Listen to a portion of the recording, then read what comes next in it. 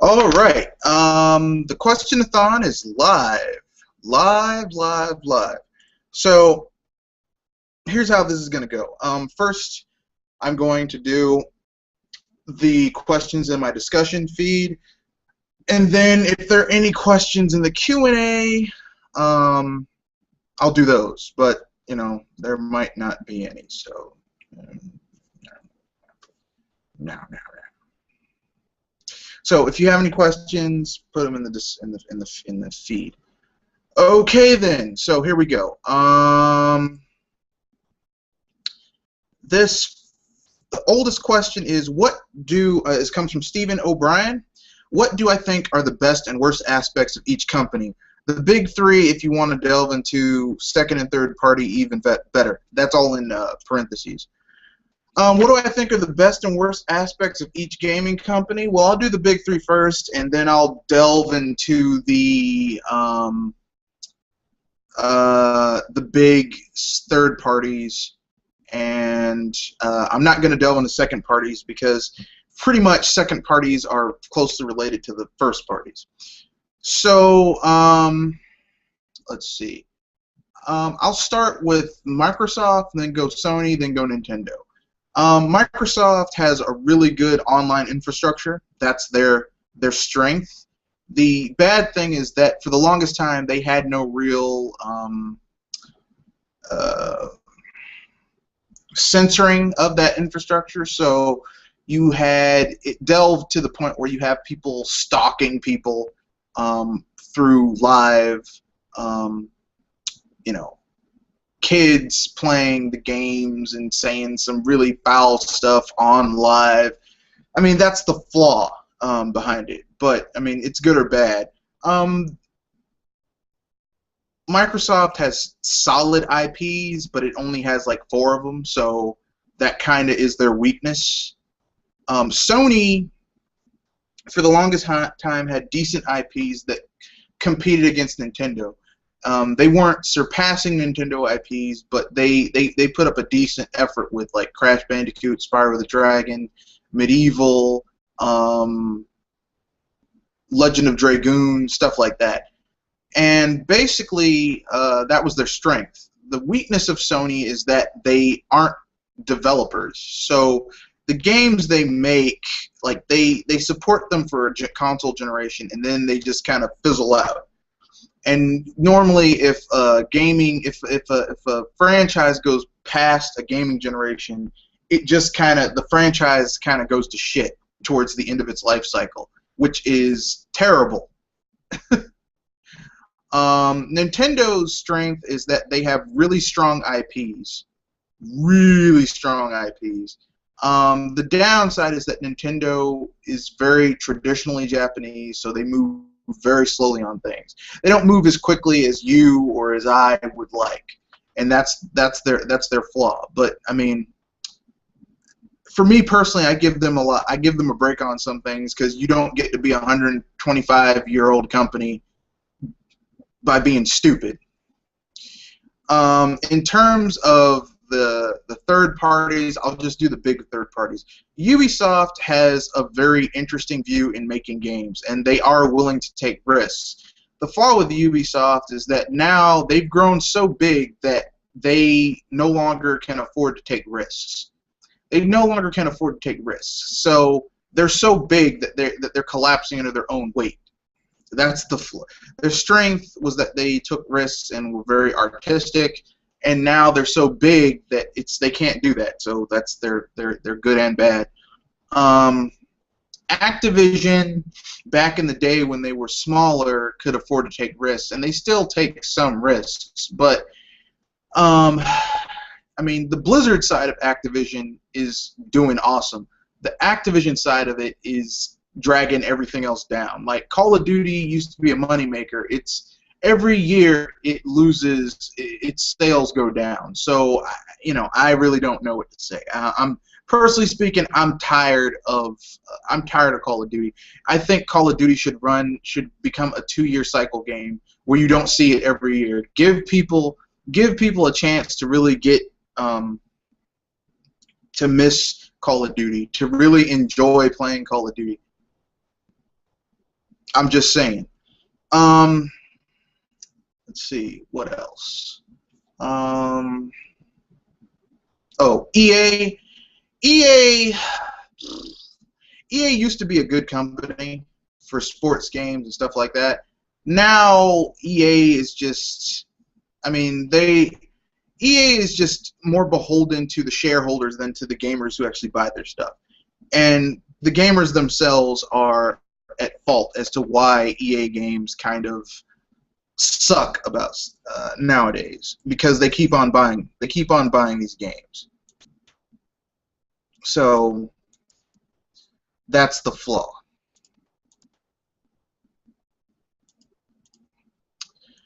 So that was. I hope that I answered your question, Stephen O'Brien.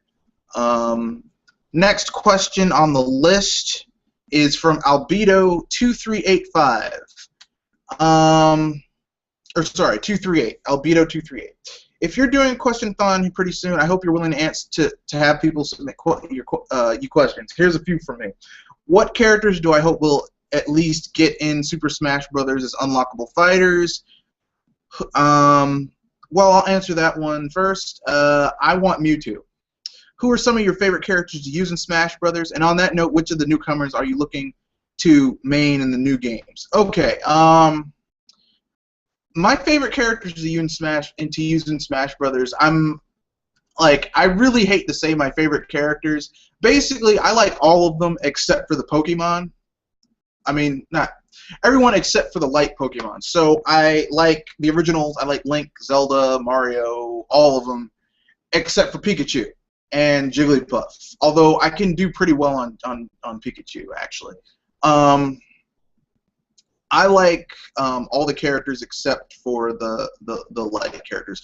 The new character that I'm gonna main is probably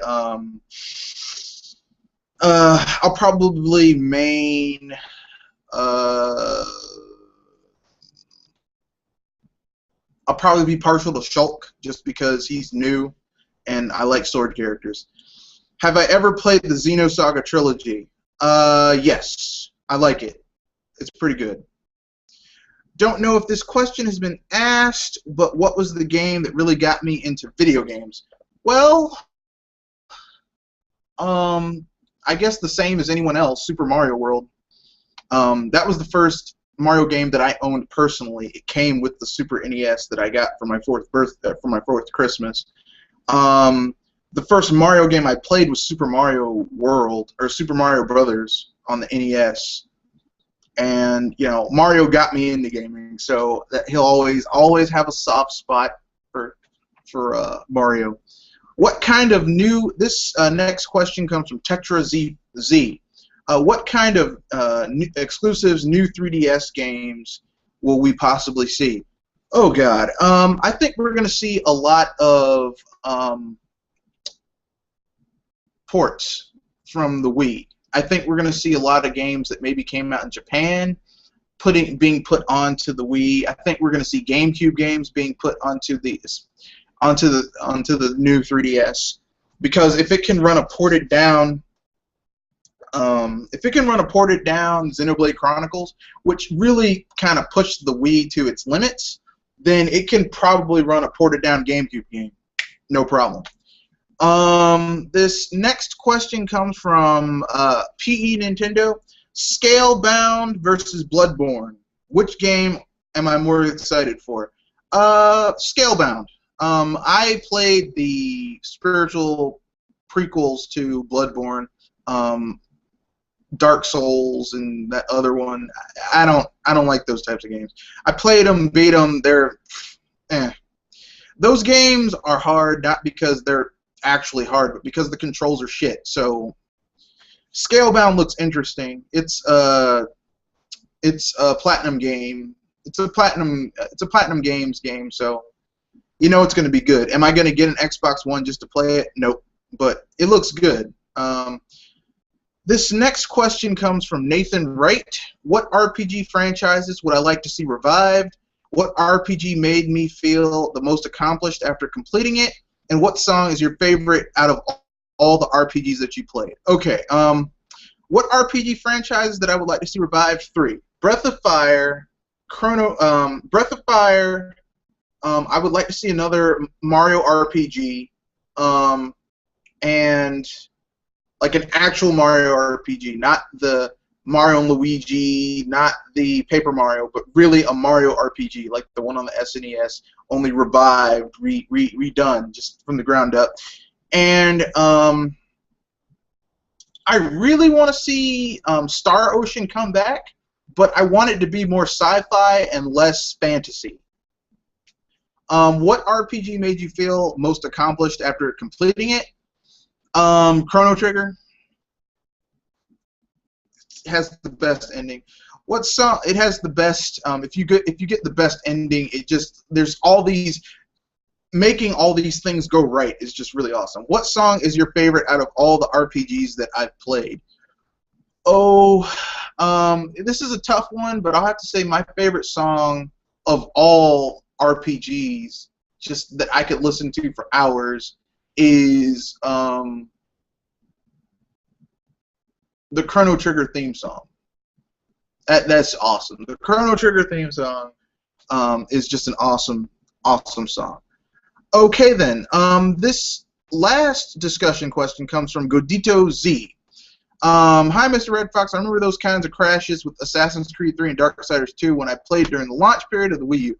Do you think those crashes people suffered during the first few months of the Wii U have something to do with the crash, or is it that the developer was lazy, as you stated on the video? I think it comes from just developers just being. Actually, I'm not going to say developers were lazy. Okay, I should roll that back.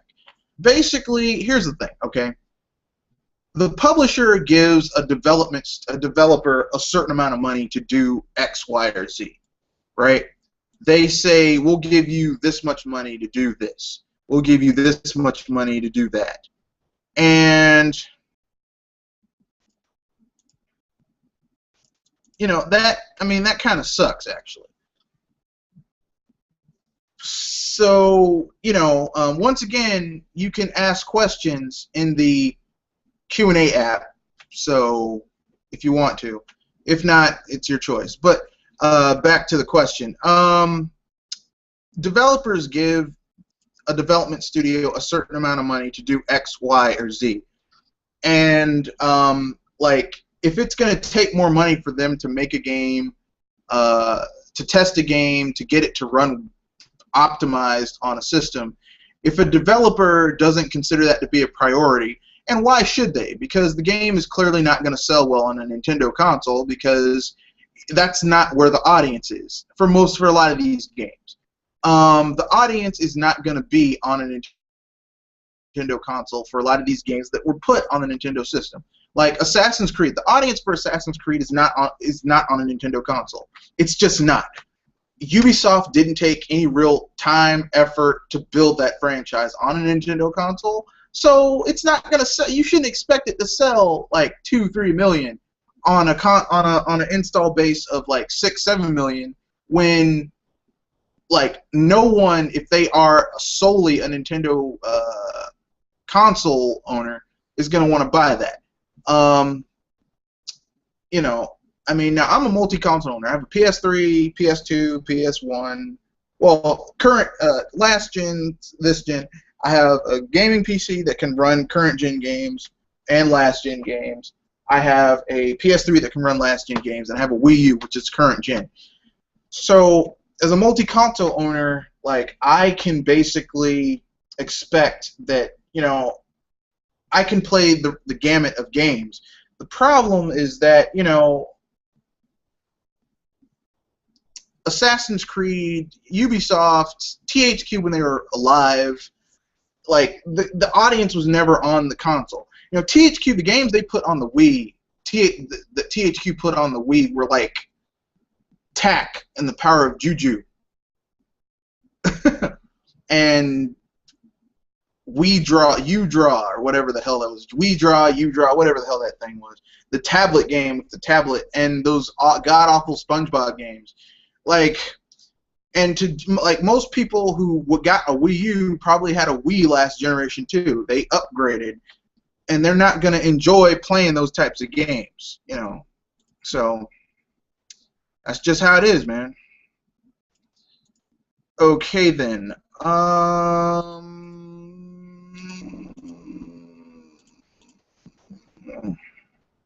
So I don't think it's because the developers are lazy. I think it's just that they have a certain amount of money, and it's not a priority to put it on a Nintendo console. It's just not. In regards to Traveler's Tales and the game freezing, I've had Lego Batman because I also have it for my PS3. It's frozen on me on my PS3 too. So I can't say that's just a Wii U thing. Although when I was playing it on my PS3, it froze after I had it playing for like 36 hours.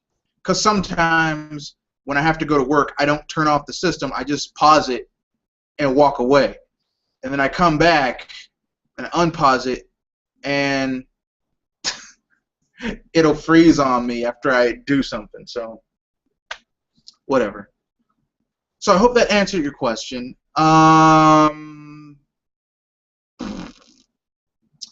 see no questions in the Q&A app, so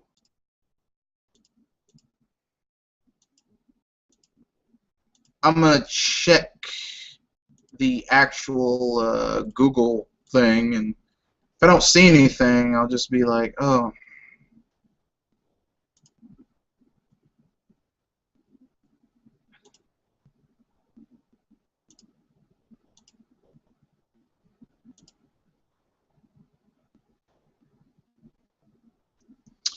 Well, I guess that's all the information. Oh well. So that's the end of this question-thon. It was short. It was short. I know it was. Only 17 minutes. But no one asked any questions, so I mean, I just did the ones that were submitted. So that's the end of this question-thon. Stay tuned. I'll probably do another one in October. I'll leave a link in the description field for the questions. If you're watching this on YouTube, if not, you can always go to my channel, hit discussion, leave a link there, leave a question there. That's the best way to do it, or you can do the Q&A app if you want to. So with that, I bid you good day.